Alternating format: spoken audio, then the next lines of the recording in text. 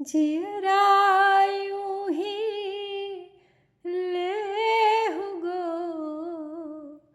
बिरह तपाई तपाई। जियरा यूं ही लेहु गो, बिरह तपाई तपाई। आई ना सको तुझ पे, सको ना तुझे बुलाए, जियरा यूं ही लेहु गो, बिरह तपाई तपाई। विरह की अग्नि में जलती हुई आत्मा की आवाज़ है ये। The soul scorched in divine separation. वो कहती है जीवात्मा कि मैं न तो तेरे पास आ सकती हूँ और न ही तुझे अपने पास बुला सकती हूँ। ऐसे ही विरह की अग्नि में तड़प तड़प कर एक दिन मेरा जीवन समाप्त हो जाएगा, मेरे प्राण निकल जाएंगे। ये सिर्फ एक विरहीन के दर्द का वर्णन नहीं है, ये आध्यात्मिक पराकाष्ठा है, एक स्पिरिचुअल पीक का संकेत है। यहाँ पे दूरी भौतिक नहीं है, सांसारिक नहीं है, ये अज्ञान की दूरी है, अहंकार की दूरी है, इग्नोरेंस एंड ईगो रोके हुए हैं उस मिलन को। परमात्मा हर जगह है, भीतर भी, फिर भी साधक पहुंच नहीं पा रहा है, क्योंकि मन, माया और अहंकार बीच में दीवार बनकर खड़े हैं।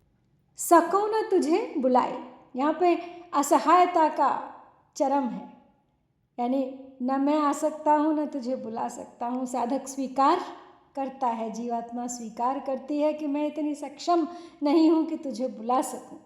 मेरी भक्ति, मेरी साधना सब अपर्याप्त है, अपूर्ण है। यहाँ वो बिंदु जन्म लेता है जहाँ पे कर्तापन टूटता है, पूर्ण समर्पण, सरेंडर उसके बिना संभव नहीं है। जियरा यूं ही ले, विरह का रहस्य है ये गहरा।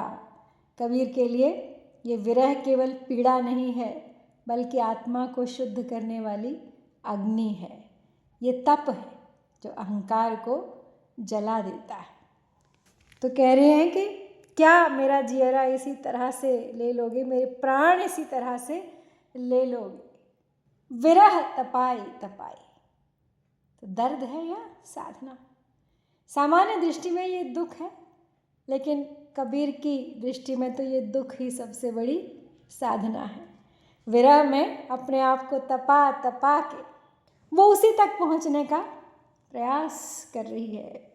विरह जितना गहरा होगा, मिलन उतना ही प्रखर होगा। ये वही भाव है जो कि मीरा, राधा और सूफी संतों में दिखाई देता है। ये साखी 3 स्तरों पर काम करती है। एक तो भक्ति का स्तर है, डिवोशनल, जहाँ पे आत्मा विरहिणी, परमात्मा उसका प्रियतम और पूर्ण प्रेम, पूर्ण तड़प, लेकिन मिलन की आस बनी है। दूसरा है अद्वैत स्तर, दूरी वास्तविक नहीं है, केवल अनुभव में प्रतीत होती। जो खोज रहा है वही खोज का लक्ष्य भी है, लेकिन उसका अहंकार बीच में आ जाता है तो वो खोज ही नहीं पाता, वो जान ही नहीं पाता कि वो जिसे खोज रहा है वो तो यही है, स्वयं मैं हूँ। और तीसरा मानसिक स्तर है, उस अवस्था का वर्णन जब व्यक्ति जीवन में कुछ कमी महसूस करता है, सब कुछ होते हुए भी भीतर खालीपन रहता है, और यही खालीपन वो विरह है।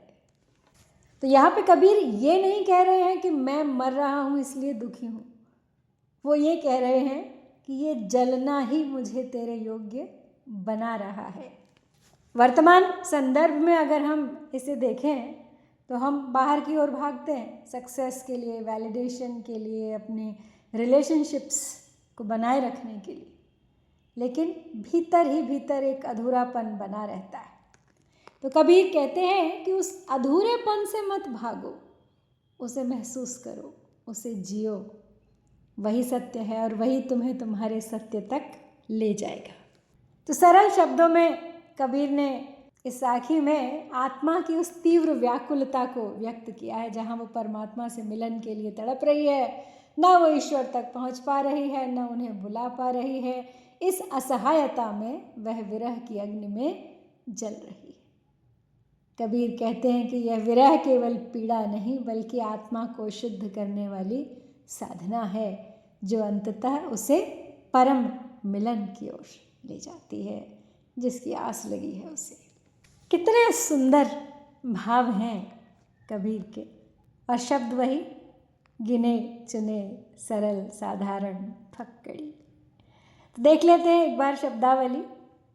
आए न सकों, आए अर्थात आना, पहुँच पाना, न सकों आ नहीं सकता, आ नहीं सकती, असमर्थता का भाव।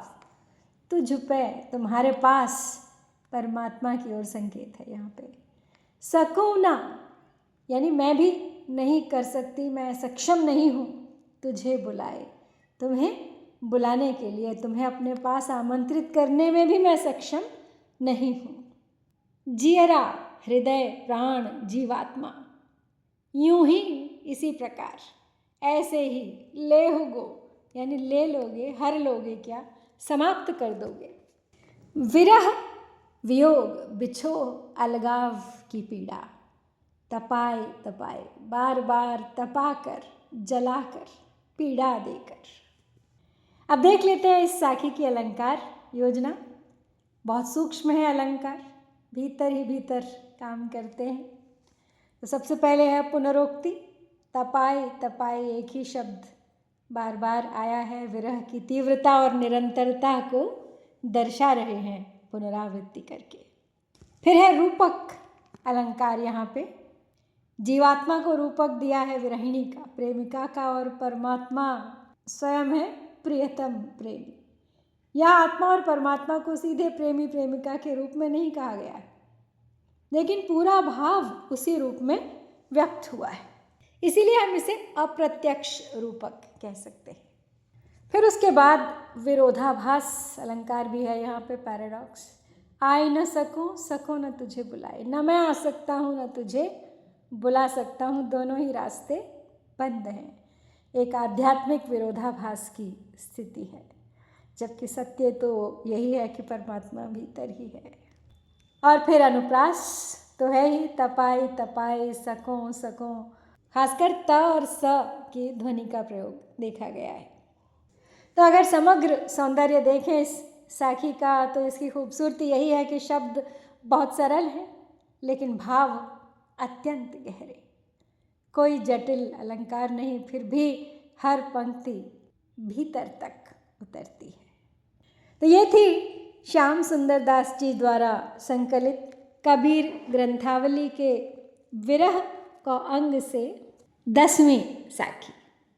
शीघ्र लौटूंगी अगली साखी के साथ, प्रतीक्षा कीजिएगा।